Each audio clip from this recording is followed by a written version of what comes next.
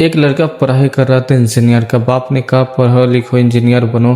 तो लड़का का एक विश था कि मुझे एक बाइक चाहिए, क्योंकि दोस्त के पास है बाइक। तो बाप ने कहा मैं अभी नहीं दे पाऊंगा, ठीक है पहले बन जाओ इंजीनियर, उसके बाद।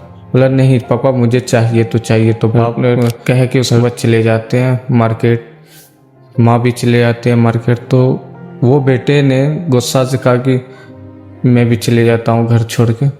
तो जाते तो उसका बाप का पर्स रूम में ही रह जाता। तो बोला कि देखो चलो कुछ है ही नहीं जेब में, तो कम से कम बाप का पर्स तो छूट गया, ये भी लेके जा रहा हूँ।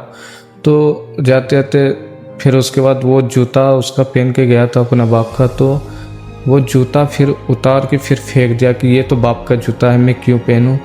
अकड़ आ गया था उसको। तो जाते जाते एक पैर में कील घुस गया।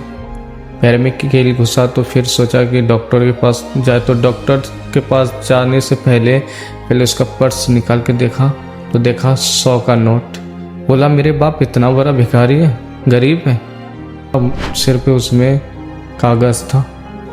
पहला कागज़ में था कि उसको जो लैपटॉप दे के दिया था तो उसमें कर्ज था उसका, वो कर्ज चुकाना था।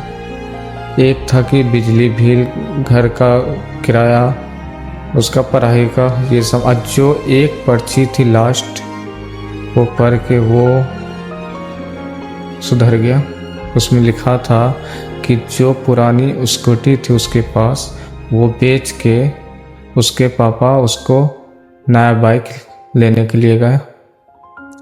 जब बाइक लेने के लिए गया तो वो लड़का पर्ची पढ़ के फिर वापस घर पहुंची। उससे एहसास हो गया कि बाप मेरे लिए क्या क्या किया। तो घर में देखा नहीं, तो वो पर्ची में लिखा हुआ था पता। तो उस पते में पहुंचा तो देख रहा कि बाप पुरानी स्कूटी दे के नई स्कूटी किस्तों में ले रहा। तो मैं आप सबको यही कहना चाहता हूँ कि बाप का कदर करें। अगर बाप का साया सर से उतर जाता है ना, तो पूरा ज़िंदगी टूट जाते हैं। बाप का कदर करें।